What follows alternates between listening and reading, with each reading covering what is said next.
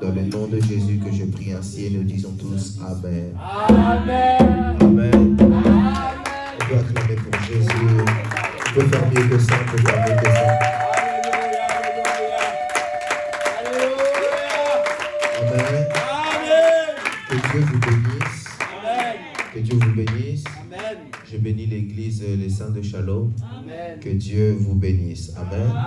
J'aimerais bénir aussi Dieu pour la vie de son serviteur, le pasteur Paul. Est-ce qu'on peut m'aider à célébrer Dieu pour ça?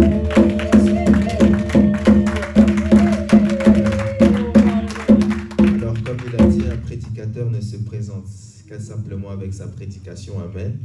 Je n'aimerais pas trop parler de moi, mais plus de Jésus. Je ne suis pas là pour me présenter, mais pour présenter Christ. Et par ma vie, que lui soit vu. Alors, pour la courte présentation que je peux faire de moi, je suis le serviteur prophète Chavni Elie-Zala.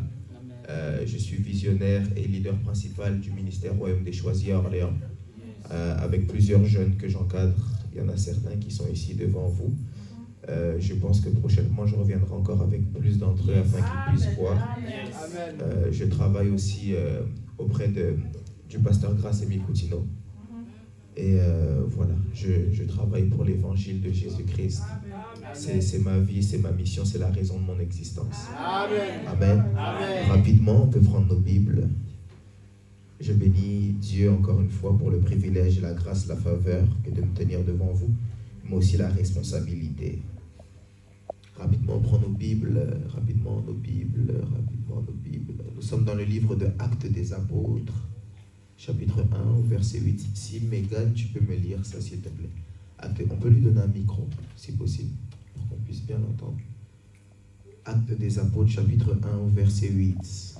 Actes des Apôtres, chapitre 1, au verset 8. Regarde ton voisin et dis à ton voisin la persécution de l'Église. La persécution de l'Église. Si tu vois que ton voisin te regarde mal, regarde un autre voisin et dis-lui la persécution de l'Église. Actes chapitre 1, verset 8, on peut lire la parole de Jésus. La parole de Jésus. Amen. Mais vous allez recevoir une force, celle de l'Esprit Saint qui descendra sur vous. Alors vous serez mes témoins à Jérusalem, dans toute la Judée et dans la Samarie, jusqu'au bout du monde. Amen. Rapidement, Actes chapitre 8, verset 1. Et puis, on commence la prédication. Actes chapitre 8, verset 1. Actes chapitre 8, verset 1. Ce jour-là, on commence à faire souffrir très durement l'église de Jérusalem. Amen. Tous les croyants, sauf les apôtres, s'en vont un peu partout dans la région de Judée et de Samarie. Amen. Alors, je vais relire ce texte dans ma version Louis II pour qu'on puisse entendre le mot persécution. La Bible dit, Saoul avait approuvé le meurtre d'Étienne. Il eut ce jour-là une grande persécution contre l'Église. Quelqu'un peut dire avec moi, grande persécution? Contre l'Église. Et la Bible dit, et tous les croyants, excepté les apôtres, se dispersèrent dans les contrées de la Judée. Quelqu'un peut dire avec moi la Judée? La Samarie. Gloire au Seigneur. Alors, notre thème, c'est la persécution de l'Église. Mais j'aimerais soutirer un sous-thème qui est une vérité que vous devez savoir sur la persécution. Une vérité que vous devez savoir sur la persécution. Regarde ton voisin et dis à ton voisin une vérité que tu dois savoir sur la persécution. Est-ce que je peux me sentir libre de prêcher? Amen. Alors rapidement, on peut s'asseoir.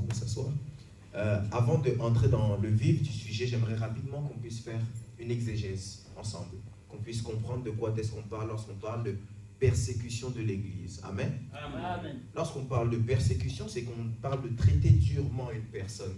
On parle de heurter, ou on parle encore d'éprouver une personne. Quelqu'un me suit? Amen. Et lorsqu'on parle de l'Église, contrairement à ce que plusieurs pensent, Église n'est pas simplement ecclésia. Église n'est pas simplement ecclésia, du grec qui signifie une assemblée. Mais l'Église, c'est bien plus que ça. Quand on parle de l'Église avec un grand E, on parle du corps du Christ. Amen. Et lorsqu'on parle du corps du Christ, on parle de l'épouse de Christ, par conséquent. Et quand on parle de la persécution de l'Église, en réalité, on ne parle pas de la persécution d'un groupe de personnes, mais on parle de la persécution du mouvement qui existe. Yes. Amen. Amen. Lorsqu'on parle de la persécution de l'Église, on ne parle pas de la persécution d'un groupe de personnes, mais on parle de la persécution de Christ lui-même. Amen. Parce que ce que Christ est venu imposer, contrairement à ce que plusieurs pensent, Christ n'est pas venu simplement pour nous apprendre à prier. Christ n'est pas venu simplement pour nous apprendre à chanter. Christ n'est pas venu simplement pour nous apprendre à lire la Bible. Christ n'est pas venu simplement pour nous apprendre à aimer les gens. Ce n'est pas ça que Christ est venu nous apprendre. Christ est venu nous emmener tout un système. Tout un système. Une chose que je me posais comme question, pourquoi est-ce que dans les temps où nous sommes, l'Église est vue simplement comme une assemblée où on vient pour prier? Parce que contrairement à ce que l'Église est devenue dans le temps, l'Église est bien plus que ça. Allons dans Israël. Israël, le peuple choisi de Dieu, Dieu a fait une alliance avec le père de la foi qui est Abraham. Et de là, il fait toute une alliance avec les enfants. Abraham, Isaac, Jacob et ainsi de suite. Et à ce moment-là, l'Église n'existe pas. Mais ce qui existe, c'est une alliance avec un peuple. La Bible dit que c'est le peuple choisi de Dieu. Quelqu'un me suit jusqu'à présent? Amen. Je suis simplement dans mon introduction pour qu'on comprenne bien. Yes. Et puis dans le Nouveau Testament, ce qui se passe, c'est que lorsque Jésus vient, Jésus ne vient plus avoir un peuple. Non. Mais ce que Dieu vient faire maintenant, il vient sauver le monde par un homme duquel il sortira une église. Yes. Et quand on parle d'une église, là, on ne parle plus d'un peuple défini, mais on parle d'un royaume. Yes. Amen. Ça, c'est essentiel à comprendre. Quand on parle de l'église maintenant, on ne parle plus de ces personnes simplement qui viennent prier. Mais quand on parle de l'église maintenant, on parle d'une nation.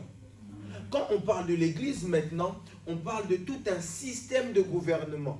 Quand on parle de l'église maintenant, on parle de tout un état. Dans la pensée de Dieu, l'église n'est pas juste le fait de venir prier, qu'on prêche, toutes ces choses-là. Parce que si vous lisez bien, remarquez une chose que l'église primitive faisait, c'est que quand ils récoltaient les impôts, les taxes, toutes ces choses, c'était pour subvenir aux besoins de tout le monde. C'était tout un état qu'ils étaient en train de créer. Amen. Amen. Et remarquez, Jésus dit, allez faites de toutes les nations des disciples, baptisez-les au nom du Père, du Fils et du Saint-Esprit. En fait, ce que Jésus demande, ce n'est pas totalement comme aujourd'hui, j'ai l'habitude de dire, on n'est plus dans l'évangélisation, mais on est dans l'échangélisation. Qu'est-ce que l'échangélisation selon moi? C'est qu'on change des églises, on change des assemblées. L'évangélisation, c'est une invasion, et c'est ce que Jésus demande. Jésus demande en réalité que vous entrez dans une invasion. Amen. Lorsqu'on parle d'une invasion, l'invasion, contrairement à ce que plusieurs pensent, l'invasion c'est une guerre. Yes. C'est-à-dire, tu es censé entrer dans la vie des personnes et de changer son système de pensée, Amen. de changer son système de vie, de changer même ses principes de vie, changer même sa façon de régner. C'est ça que Dieu veut. Et quand on parle, Jésus ne dit pas allez gagner un monsieur, gagner une dame, mais il dit gagner des nations. Quand on parle de nations, dans les nations, il y a tout type de personnes dans la société. Et en fait, ce que Dieu veut, c'est que l'Église soit une nation, un royaume, Amen. qui possède ses ministres, qui possède ses médecins, qui possède ses avocats, qui possède toute une société qui pense selon la volonté de Dieu. Amen. Amen. Je suis simplement en train de rétablir qu'est-ce qu'est l'Église. Parce qu'aujourd'hui, plusieurs ont changé la façon de penser de l'Église. Lorsqu'on parle de l'Église, aujourd'hui, on pense simplement c'est un endroit où on vient prier, louange, offrande, prophète prie, pasteur prie, tout ça, scandale. C'est pas ça l'Église. Amen. L'Église, c'est un royaume. Quelqu'un peut dire avec moi, je fais partie d'un royaume. Je fais partie d'un royaume. L'Église, c'est tout un royaume qui a différents systèmes. Et remarquez très bien que c'était la pensée de Jésus, même lorsque Jésus choisit ses disciples. Lorsque Jésus choisit ses disciples, vous pouvez regarder de Matthieu à Apocalypse, vous constaterez avec moi que tous les disciples de Jésus ne prêchaient pas. Vous remarquerez que parmi ses disciples, il y avait un médecin. Vous remarquerez que parmi ses disciples, il y avait un collecteur d'impôts. Amen. Vous remarquerez que dans ses disciples, il y avait tout type de catégories de personnes. Parce que dans un royaume ou dans une société, on a besoin de tout type de catégories de personnes. Amen. C'est pourquoi j'ai l'habitude de dire même aux gens, soyez chrétiens mais soyez entrepreneurs. Yes. Soyez chrétiens mais soyez sportifs. Amen. Soyez chrétiens mais soyez éduqués. Soyez chrétiens mais allez loin à l'école. Amen. Soyez chrétiens mais touchez tout ce que vous voulez toucher. Soyez chrétiens, mais touchez même à la mode. Soyez chrétiens, mais soyez même des sportifs de haut niveau. Yes. Et je prie avec un international brassavillois. Et je lui dis toujours, parce que quand j'ai commencé à beaucoup prier avec lui, il voulait arrêter le foot pour commencer à prêcher. Et je lui dis non, tu peux gagner des âmes avec ton foot. Tu peux, au-delà de faire la différence, là où tu verras les autres faire s'habiller tout comme n'importe comment, faire tout n'importe quoi, toi amène Jésus dans le football. Amen. C'est ça que Dieu veut. Mais là n'est pas mon message. Ma pensée, c'est sur la persécution de l'Église. Est-ce qu'on a compris qu'est-ce qu'était l'Église? Lorsqu'on comprend qu'est-ce qu'est l'Église, on comprend automatiquement que la persécution est une guerre qui se passe. Yes. Et la guerre qui se passe, ce n'est pas une guerre physique. Apôtre Paul nous l'explique. On est en train de combattre face à des autorités, face à des esprits. Ce n'est pas quelque chose qu'on voit tout le temps. C'est quelque chose qui se passe in the realm of the spirit, on dit en anglais, donc dans le monde spirituel. C'est quelque chose qui se passe dans les hauteurs. C'est quelque chose qui se passe dans des réalités spirituelles ou des vérités plutôt spirituelles qu'on ne voit pas dans la réalité. Quelqu'un me suit? J'expliquais ça hier au royaume, je disais, la vie chrétienne est basée de deux choses qu'il est important de savoir. Il y a la vérité et il y a la réalité. La vérité nous dit que là où deux, trois sont réunis en son nom, il est présent au milieu de nous. Mais la réalité ne nous montre pas Dieu là. Quelqu'un peut me montrer Dieu? Ça c'est la réalité. Mais la vérité nous explique qu'il est là. Et ce combat-là qu'on a constamment, c'est un combat qui se passe dans la vérité, mais qu'on ne voit pas forcément dans la réalité. C'est-à-dire que là, dans la réalité, on ne voit pas forcément des choses qui se passent. Mais les hommes spirituels sont capables de capter certaines choses qu'il y a dans la vérité. Quelqu'un me suit? Amen. Et dans la vérité, il y a une persécution contre l'Église qui est éternelle. Il y a une persécution contre l'Église qui demeure à jamais. Il y a une persécution contre les... Je peux donner un exemple? Je vais vous donner un exemple. Moi, je ne suis pas trop combat spirituel, c'est pas trop ce que j'aime trop. C'est important, c'est très important, mais je pense qu'on ne doit pas être esclave de ça. Ok? Amen. Mais je vais vous expliquer une chose qui vous prouve que le combat spirituel existe. Alors, Jean-Baptiste, quelqu'un peut dire avec moi Jean-Baptiste? Jean-Baptiste. Jean-Baptiste, fils d'Élisabeth, Elisheva en hébreu, et de Zacharie. Jean-Baptiste, lorsque l'ange apparaît à Zacharie, l'ange dit à Zacharie, sur ce fils-là reposera quoi? L'esprit de qui? D'Élie. Ce qui se passe, remarquez comment est-ce que Jean-Baptiste meurt. C'était la mort que Jézabel avait promis à Élie. Yes. Quand elle n'a pas réussi à attaquer Élie, ce qui s'est passé, c'est qu'elle est partie, l'esprit de Jézabel n'est plus. La personne Jézabel n'est plus là. Mais l'esprit qui travaillait avec elle demeure jusqu'aujourd'hui. Amen. Et c'est pourquoi même je dis souvent aux gens parce qu'aujourd'hui tout le monde veut devenir prophète.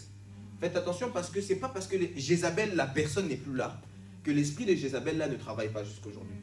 Parce que Jean-Baptiste a réussi, il a fait tout ce qu'il allait faire. Mais ma pensée personnelle et ma conviction, c'est que Jean-Baptiste est mort avant son temps. Et qu'il n'est pas mort comme il devait mourir. Parce qu'il est mort égorgé, décapité. Et ça, c'était la mort que Jean-Baptiste et Jézabel avaient promis pour Élie.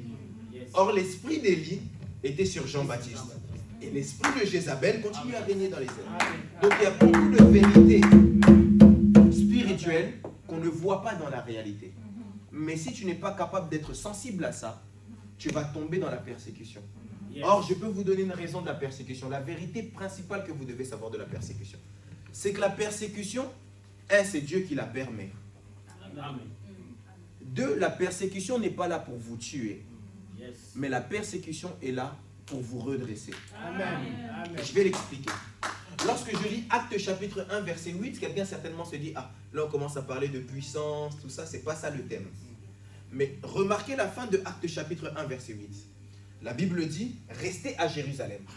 Jésus parle à ses disciples juste avant de partir, il leur dit, avant de partir, parce que je vous ai dit d'aller faire de toutes les nations, mais avant de partir, restez à Jérusalem. Et un moment, l'Esprit viendra sur vous.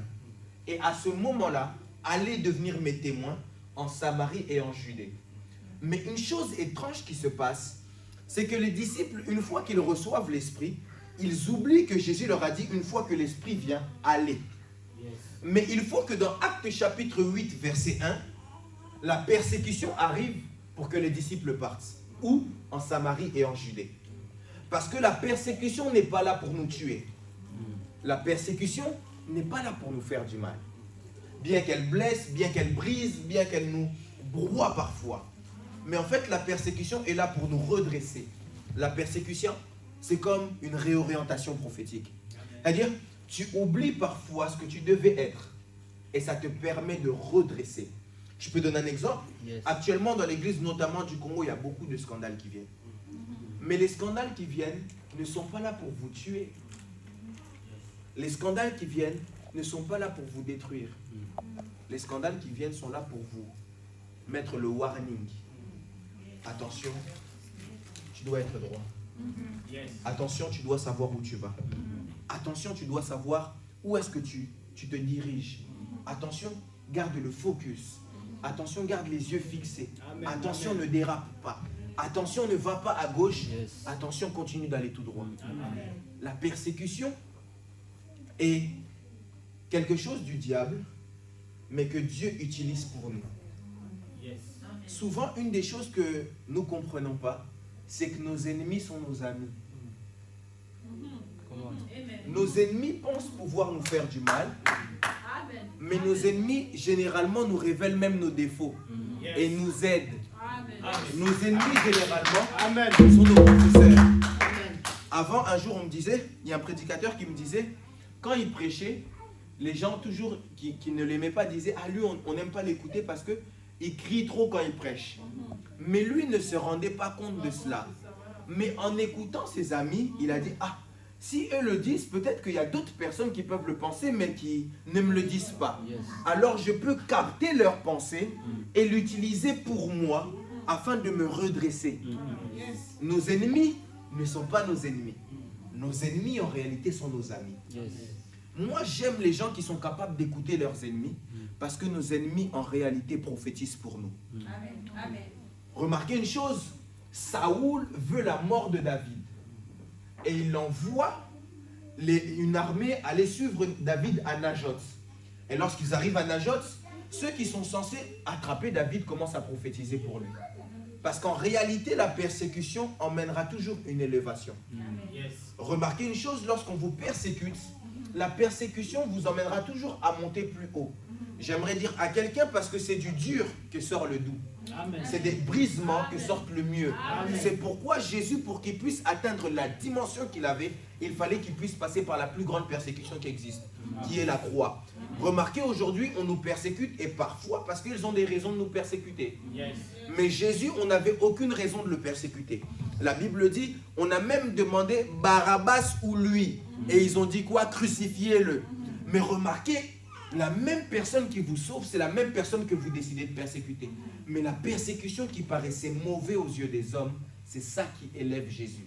La Bible dit, c'est à cause de cela que Dieu l'a souverainement élevé et l'a placé. Écoutez, je suis dans une génération où je crois que la persécution, c'est ce qui emmène les aigles à monter. Vous savez, une spécificité de l'aigle, c'est que l'aigle vole à contre-courant. L'aigle a besoin du vent pour voler. L'aigle ne vole pas de ses propres ailes, mais c'est à cause du vent qui vient pour le frapper, qui frappe les autres oiseaux, que lui, ça le permet de monter davantage. J'aimerais déclarer sur quelqu'un que la persécution te fasse monter. Amen. Plusieurs temps, les chrétiens, on a du mal avec ça. On a du mal à accepter la persécution. Jésus dira, s'ils l'ont fait avec moi, pourquoi ils ne le feront pas avec vous? S'ils l'ont fait avec moi, c'est que vous, ça sera encore plus facile de le faire. En fait, quand il disait s'ils l'ont fait avec moi, c'est parce que vous êtes comme lui. La même chose qu'on lui a fait, on va vous le faire. Et on vous le fait de la même façon qu'il a accepté, acceptez-la aussi. Parce que parfois, la persécution vous propulse de l'avant. En réalité, quelqu'un qui vous persécute, c'est quelqu'un qui vous pousse. Acceptez la persécution. Acceptez qu'on vous pousse. Acceptez qu'on vous rejette. Acceptez toutes ces choses parce que c'est ces choses qui élèvent. Si vous demandez à quelqu'un, Joseph pourra vous enseigner ces choses. Joseph pourra vous dire, je ne me sentais pas aimé de mes frères. Si nous serions aujourd'hui, on dirait, ah, mais pourquoi est-ce que mes frères ne m'aiment pas? Qu'est-ce que j'ai pu leur faire pour qu'ils ne puissent pas m'aimer? Mais en réalité, l'amour d'Israël pour Joseph pouvait l'empêcher d'aller dans sa destinée. Si vous aimez le confort vous empêchera d'aller dans votre destinée. Le confort vous donnera de rester là où vous êtes et de rester et de rester. Mais c'est quand la persécution arrivera que là vous pourrez avancer. Amen. Parce que la persécution va vous pousser dans vos retranchements. Amen. La persécution fera que tu puisses passer de... Vous savez une chose, la persécution peut vous enlever les tuniques, mais la persécution n'enlève jamais l'étoile. Amen. Regardez. J'aimerais vous expliquer une chose sur les tuniques. Est-ce que je peux ouvrir ça? Est-ce que je peux ouvrir? Que quelqu'un me dise simplement ouvre. Dis-le-moi bien, ouvre. La persécution, la tunique, excusez-moi. La tunique, c'est... Viens avec ta veste. J'aime bien donner les schémas. Hein. Enlève ta veste. Alors, ça c'est la tunique. La tunique, c'est tout ce que les hommes peuvent te donner. La tunique, c'est tout ce que les hommes peuvent t'assimiler. La tunique, c'est tous les titres qu'on peut te donner. Je vais vous expliquer une chose avec Joseph. Joseph, la tunique à multicouleurs qu'il avait, c'était une tunique à fort prix parce qu'à ce temps-là, quand il y avait plusieurs couleurs, c'est que ça coûtait plus cher. Et c'était représentatif de l'amour que son père pouvait lui donner. Or, l'amour que son père pouvait lui donner, si Joseph désobéissait à son père, cet amour pouvait partir. Donc la tunique qu'un homme a pu lui donner, un autre homme a pu venir l'enlever. La tunique qu'un homme a pu lui donner, un autre homme a pu venir tacher avec du sang. Une réputation qu'un homme te donne, un autre homme pourra venir te l'enlever. C'est pourquoi Jésus, sa réputation n'a jamais pu ternir. Vous savez pourquoi? La réputation que Jésus avait, ce n'est pas un homme qui lui a donné, mais c'est le ciel qui a parlé.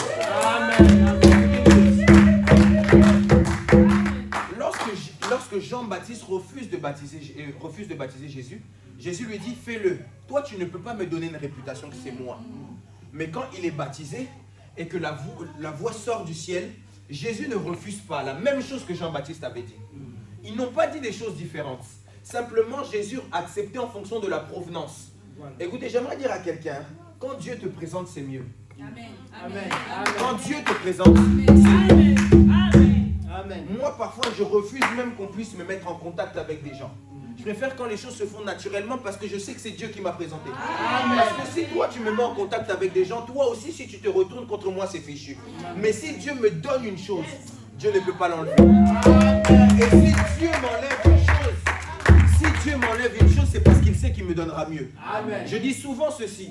Si tu vois Dieu t'enlever ce que tu ne pensais jamais perdre, c'est parce qu'il est sur le point de te donner ce que tu ne pensais jamais perdre. Amen. Et si un homme t'enlève ta tunique, c'est pas grave. La tunique n'est pas toi. Le problème, c'est que la tunique n'est pas toi. Vous savez, là, vous pouvez m'enlever le micro, enlevez-moi la tenue, enlevez-moi tout ce que vous voulez. Vous allez vous dire, ah, il ne pourra plus prêcher comme il voulait prêcher. C'est ce que vous allez vous dire. Or, la prédication n'est pas le micro, la prédication est en moi. Amen. Le problème, vous pouvez m'enlever tout ce qui me revêt, mais vous ne pouvez pas enlever la grâce qui est en moi. Amen. La persécution vous enlève tout ce qui vous revêt, mais la persécution n'enlève pas ce qui est en vous. Et la persécution vient au contraire développer ce qui est en vous et le mettre aux yeux de Dieu. C'est ce que les gens ne comprennent pas. C'est ce que les gens ne comprennent pas. Ne refusez pas la persécution, acceptez-la. Amen. Ne refusez pas la persécution, acceptez-la. Ne refusez pas qu'on vous critique, acceptez-le. Vous savez, lorsqu'on vous critique, en réalité, on vous sert d'haut-parleur. Amen. Amen. Comment?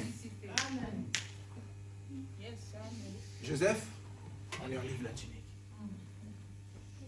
Mais lorsqu'il arrive dans la maison de Potiphar, sans tunique, on lui donne une autre tunique. Amen. Parce que ce qu'il y avait au-dedans de lui attirait les tuniques. Amen.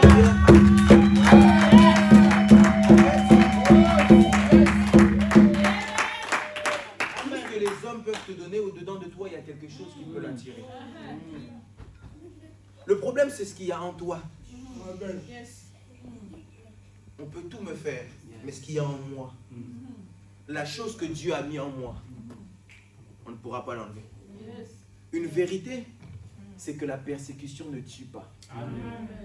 La persécution te développe. Amen. La persécution te développe. La persécution fait mal. Mais c'est la persécution qui emmène Jacob à devenir Israël. Amen. La Bible dit dans Isaïe, c'est moi qui t'ai créé Jacob.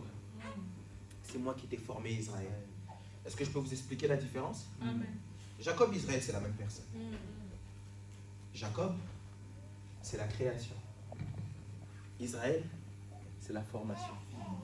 La création, c'est quand tu prends quelque chose du néant, tu l'emmènes à l'existence. La formation, c'est quand tu prends quelque chose qui existe et tu lui donnes une forme. Jacob existait déjà. Jacob avait les promesses. Et d'ailleurs, Jacob est l'image de l'Église en lui-même parce qu'il est Israël. Et ce qui se passe, c'est qu'il avait les promesses, il avait toutes les bénédictions, il avait reçu le droit d'aînesse, il avait tout. Mais le problème avec Jacob, c'est qu'il n'était pas encore passé par la persécution. Et lorsque son frère Ésaü commence à le persécuter, une chose étrange qui se passe, c'est que là, il y a la rencontre avec Dieu. Et quand il y a la rencontre avec l'ange de l'Éternel, la Bible dit que l'ange de l'Éternel le frappe à l'emboîture de sa hanche. Et à ce moment-là, ça le brise et le fait très mal. Ça peut l'emmener à pleurer. Ça peut l'emmener, si je pense, dans les temps où on t'aurait ramené chez le kiné, toutes ces choses-là. Mais la persécution fera une chose, c'est que la persécution te tourne vers Dieu. Parce que tu verras qu'il n'y a que lui qui est là pour toi. Amen. Et à cause de l'emboîture à sa hanche, une chose que Jacob avait besoin, là où Jacob se pensait indépendant pour marcher, Jacob a commencé à dépendre d'un bâton. Amen. Or, le bâton est l'image de l'esprit. Et ce qui se passe, c'est que la persécution fera que en fait, tu verras la mort partout. Tu ne sauras pas comment vivre. Et tu seras obligé de dépendre d'une sécurité. Et cette sécurité fera que tu seras obligé de te concentrer sur celui qui est Dieu. Amen. Et quand tu te concentreras sur celui qui est Dieu, maintenant tu ne seras plus Jacob, mais tu deviens Israël. Entre Jacob et Israël, il y a le temps de la persécution. Parfois, accepte la persécution. Moi, arrivé à un moment, je disais même, je veux que les ennemis viennent vers moi. Vous savez pourquoi? Je peux dire pourquoi? Pourquoi? Dis-moi pourquoi. Pourquoi? L'ennemi par excellence dans la Bible, c'est qui? Satan. Non, on enlève Satan, un être humain. C'est moi-même. Judas. Judas, si on dit Judas, c'est devenu même, ah toi tu es vraiment Judas. Donc c'est vraiment devenu même une expression. Or on a oublié même la signification de Judas. Quelqu'un sait ce que signifie Judas? Judas signifie deux choses, ouverture et louange. Et remarquez avec moi, dans la Bible, à chaque fois que Judas entre en action, il y a quelque chose qui s'ouvre. Joseph, il se fait persécuter, Judas est dedans. Judas décide de le vendre. Judas le fait entrer dans sa destinée. On va dans le cas de Jésus. Il y a 12 tribus en Israël, mais lorsque le sauveur de l'humanité doit rentrer, il ne va pas dans la tribu de Ruben, il ne va pas dans la tribu de Benjamin, il ne va pas dans la tribu de Zébulon, il ne va pas dans la tribu d'Issachar, il ne va pas dans la tribu de Nephtali, il ne va pas dans la tribu de Gad, il va dans la tribu de Judas. Et lorsque Jésus doit atteindre sa mission parfaite, la personne qui doit le vendre et le faire entrer dans sa mission parfaite, ce n'est pas Pierre qui l'a renié, ce n'est pas Matthieu, ce n'est même pas le peuple, c'est qui? Judas. Parce qu'en fait, à chaque fois qu'un Judas vient dans ta vie, il ouvre quelque chose. À chaque fois qu'un Judas vient dans ta vie, Judas n'est pas là pour te faire du mal. C'est pourquoi même, à un moment, je faisais la prière, Seigneur, envoie-moi Judas. J'ai vraiment fait cette prière. Seigneur, envoie-moi Judas. Parce que Judas signifie ouverture. Seigneur, envoie-moi cette personne qui va me faire du mal, mais pour m'ouvrir quelque chose. Amen. Me faire du mal, mais pour mon bien. Me faire du mal, mais pour me faire entrer dans les choses dans lesquelles je ne suis pas encore. Amen. Me faire du mal, mais pour me faire accéder aux dimensions d'après. Me faire du mal, mais m'emmener à apprendre de nouvelles choses. Amen. La persécution est bien pour nous. La persécution est le plan de Dieu pour nous. La Bible d'ailleurs dit même, Dieu a créé Hébreu. Dieu a créé toutes choses pour un but. Même le méchant pour le jour de malheur. Parce que Dieu, dans son plan parfait, tu dois passer par la persécution pour pouvoir atteindre tes buts. Amen. Tu dois passer par la persécution pour pouvoir atteindre ta destinée. On a tous des destinées et des rêves. On a tous cette étoile qui brille au-dedans de nous et qu'on aimerait qu'elle puisse éclore afin d'atteindre je ne sais quelle destinée pour chacun d'entre nous. Mais une chose qui est véridique, c'est que tu n'atteindras jamais cette destinée sans que Judas puisse passer. Amen. Il est impossible. Tu n'atteindras jamais cette destinée sans que la persécution puisse être faite. Et si tu es déjà dans cette destinée, sache que la persécution, quelque part, va te redresser. Parce que le but de la persécution, c'est de montrer au diable qu'il a l'impression d'être fort. Mais c'est surtout l'humilier. Parce qu'à la croix, le diable pensait avoir gagné. Or, la Bible dit qu'il l'a livré en spectacle. Lorsque le diable pense avoir gagné, en réalité, il est en train de perdre encore et encore. Parce que le diable n'a jamais rien gagné. C'est Dieu qui est plus que vainqueur. Amen.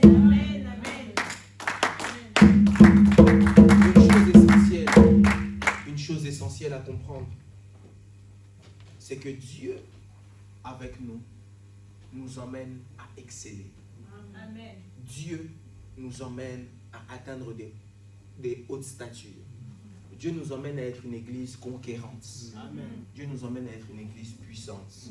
Dieu nous emmène à être ce royaume-là qui gagne des nations. Mais il est impossible que de gagner sans adversité. On ne peut pas parler de vainqueur s'il n'y a personne en face. On ne peut pas parler de vainqueur s'il n'y a pas de persécution en face. On ne peut pas parler d'un champion s'il n'y a pas d'adversaire pour pouvoir l'affronter. La persécution n'est là que pour faire signe de présence. La persécution ne doit pas nous inquiéter. La persécution ne doit pas nous faire mal. La persécution ne doit pas nous faire pleurer. La persécution ne doit pas nous faire tout ce qu'elle peut nous faire. Mais la persécution doit juste nous faire comprendre que la saison est bonne. Amen.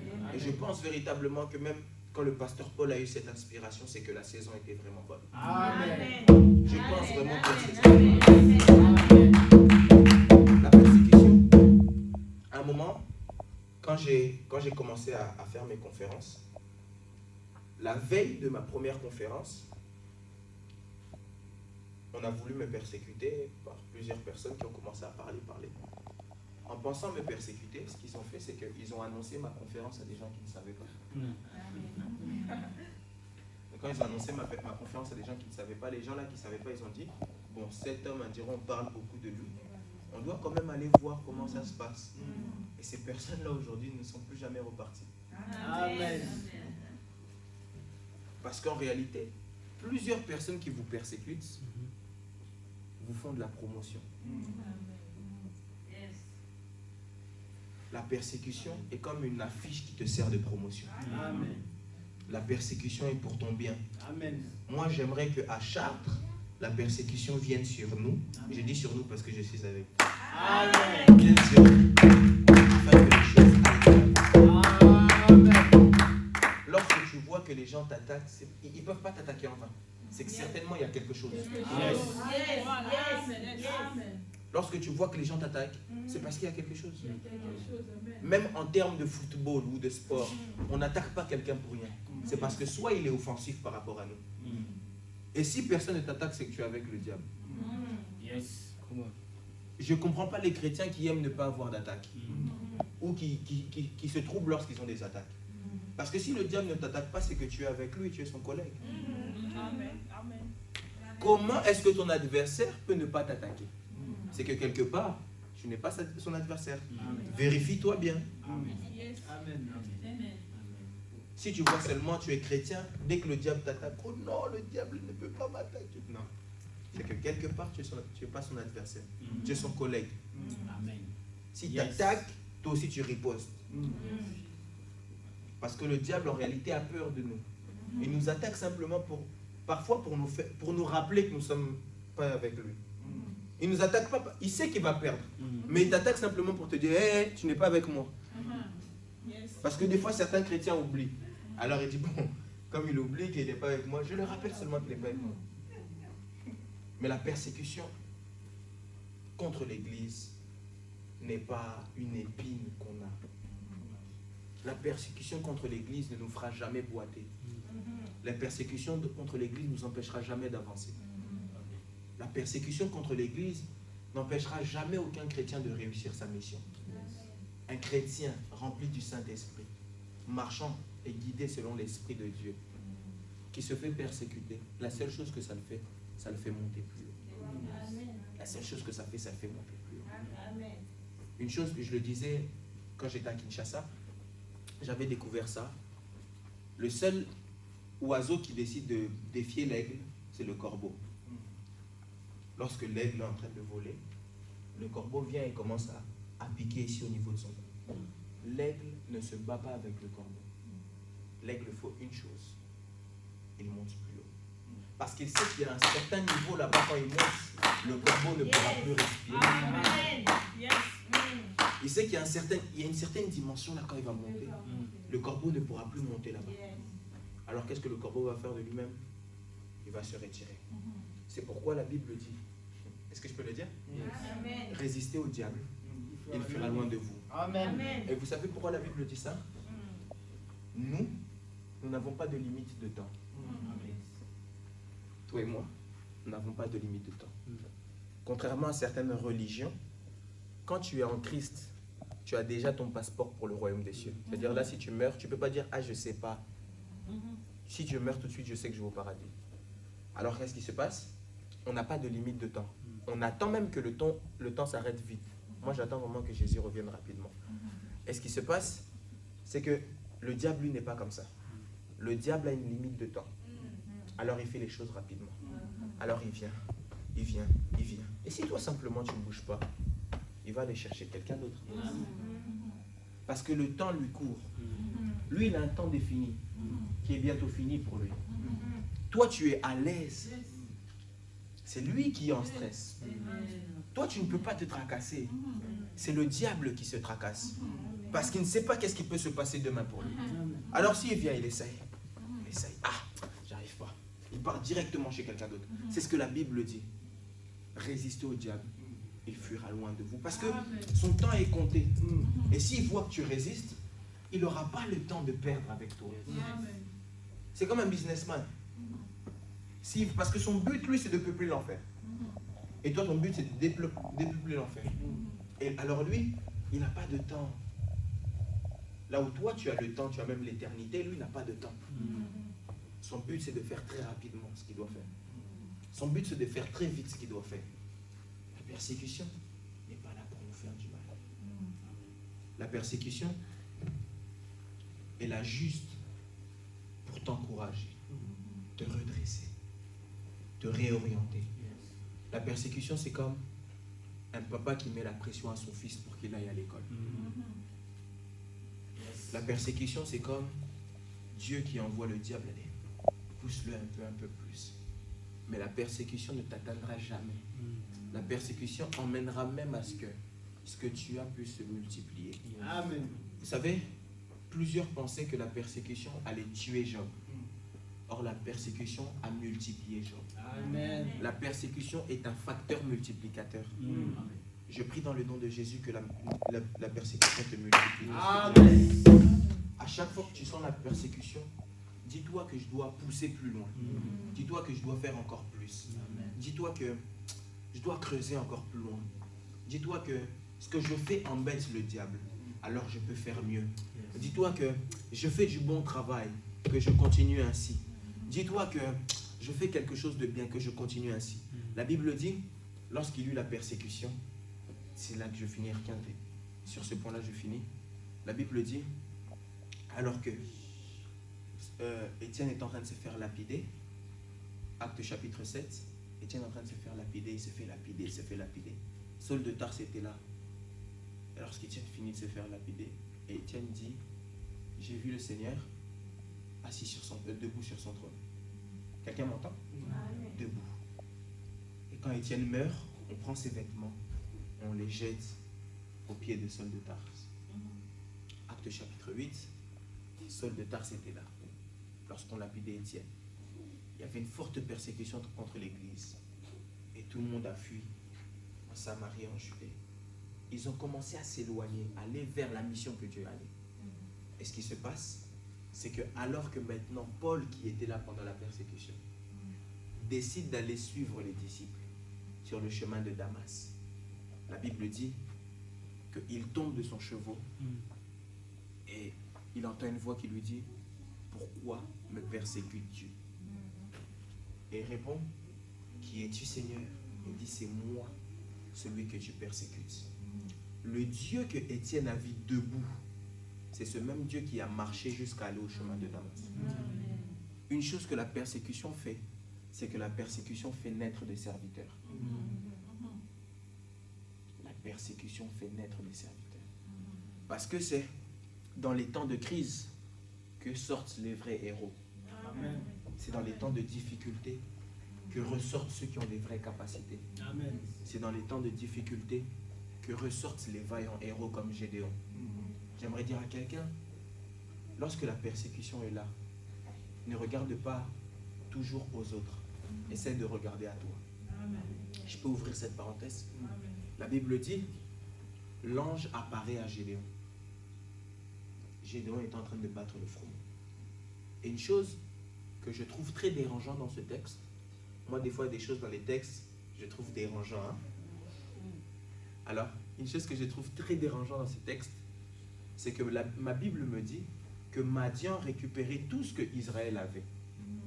Et que Israël n'avait rien. Mais il y a une chose qui me dérange. Si Madian récupère tout ce que Israël a, comment ça se fait que Gédéon est en train de battre le froment? Alors j'aimerais dire à Gédéon qui pose la question à l'ange, si Dieu était vraiment avec nous, Gédéon ne regarde pas autour de toi. Eux n'ont rien, mais toi tu as quelque chose devant toi. Eux n'arrivent pas à récolter, mais tu es en train de battre du froment. C'est que quelque part, tu fais partie de la loi de l'exception. S'il y a une loi qu'il faut comprendre avec Dieu, c'est qu'il y a des gens qui vont dans le pluriel, qui vont comme tout le monde, mais il y a des gens avec qui Dieu marche dans l'exception. Et tu es de cette race de Gédéon. Tu es l'exception. Et quand tu es l'exception, c'est dans les temps de crise que tu dois t'élever comme un héros. Alors ne pose pas la question, Seigneur, si Dieu était avec nous, mais pose-toi la question, Seigneur, si Dieu est avec moi. Amen. Et une chose que je trouve, Gédéon, si Dieu n'était pas avec toi, comment l'ange t'aurait appelé par ton nom? Avant de poser des questions à Dieu, faut beaucoup réfléchir. Beaucoup. Parce que Gédéon, tu demandes si Dieu était avec nous. Tu es en train de battre le front. Gédéon, tu demandes si Dieu était avec nous. L'ange t'appelle par ton nom. Parce que Dieu te connaît toi. Parce que Dieu t'appelle toi. Et dans les temps de crise et les temps de persécution, sachons regarder aussi à nous. J'aime le dire souvent, en matière de destinée, chacun sa destinée. Non pas qu'il faut être égoïste, mais en matière de destinée, chacun sa destinée. Quand Jésus est parti chercher Pierre, il est parti chercher Pierre. Quand Jésus est parti chercher Matthieu, il est parti chercher Matthieu. Et lorsque vous lirez dans la Bible, eux tous, ils avaient une seule mission, mais de façon différente. Parce qu'une chose que j'aime, la Bible me dit, quand Jésus guérit Bartimée, Bartimée suivit Jésus dans le chemin. Cette phrase, je la trouve très étrange. Parce que dans cette phrase, il y a deux chemins. Parce que Jésus est le chemin. Comment on peut suivre Jésus dans un chemin? C'est parce que même dans Christ, chacun a sa voie. Chacun sa voie. Et une chose qu'il est essentiel de comprendre, il est très essentiel de comprendre. Nous sommes tous en Christ. Nous luttons tous pour les biens du royaume. Nous luttons tous pour l'évangile. Nous luttons tous pour les principes de Christ. Mais nous avons tous notre couloir auquel Dieu nous appelle spécifiquement.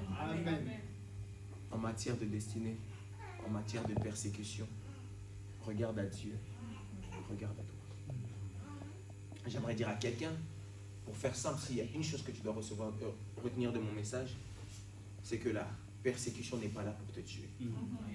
La persécution ne te tuera pas. Jamais. Indestructible. Indestructible, tu es. Mais une chose que tu dois retenir, c'est que la persécution te propulse.